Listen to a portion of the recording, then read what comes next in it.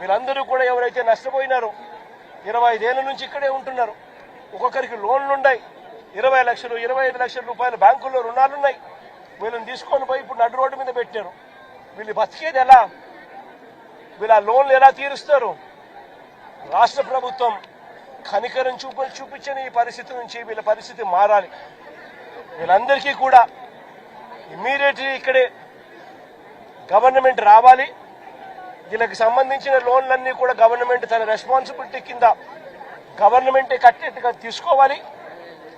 నష్టపోయిన వీళ్ళందరికీ కూడా ఇక్కడే స్థలాలు ఇస్తారా, లేకపోతే ఇలాంటి స్థలమే ఇంకో చోట ఇచ్చి ఇంకో ఇల్లు కట్టించి వీళ్ళకి న్యాయం చేస్తారా అన్నది గవర్నమెంట్ డిసైడ్ చేసుకోవాలి.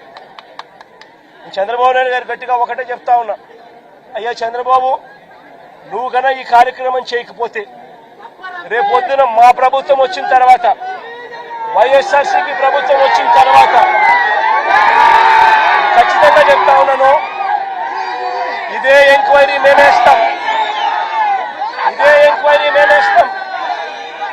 మిమ్మల్ని కోర్టు ముందర దోషులుగా నిలబెట్టడమే కాకుండా వీళ్ళందరికీ కూడా, బాధితులందరికీ కూడా కంటికి రెప్పలా మేమంతా కూడా కాపాడుకుంటూ, వీళ్ళందరూ కూడా ఎవరైతే నష్టపోయినారో ప్రతి ఒక్కరికి కూడా ఆ నష్టంలో ప్రభుత్వం భాగస్వామ్యమై వీళ్ళందరికీ తోడుగా ఉంటుందని చెప్పి బాధితుల తరఫున మీ జగనన్న మాటిస్తా ఉన్నాడు అని చెప్పి ప్రతి బాధితుడికి కూడా నేను చెప్తా ఉన్నాను.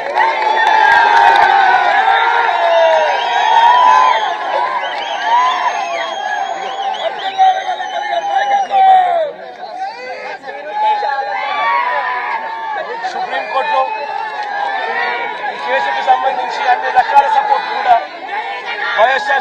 వైఎస్ఆర్సీపీ తరఫున న్యాయానికి సంబంధించిన సుప్రీంకోర్టులో కానీ హైకోర్టులో కానీ వీళ్ళ తరఫున ఆర్గ్యూ చేసే దానికోసం లాయర్ల దగ్గర నుంచి ప్రతి ఒక్కరికి న్యాయం తరఫున ప్రతి ఒక్కరికి కూడా అన్ని రకాల సహాయ సహకారాలు కూడా కొనసాగిస్తామని కూడా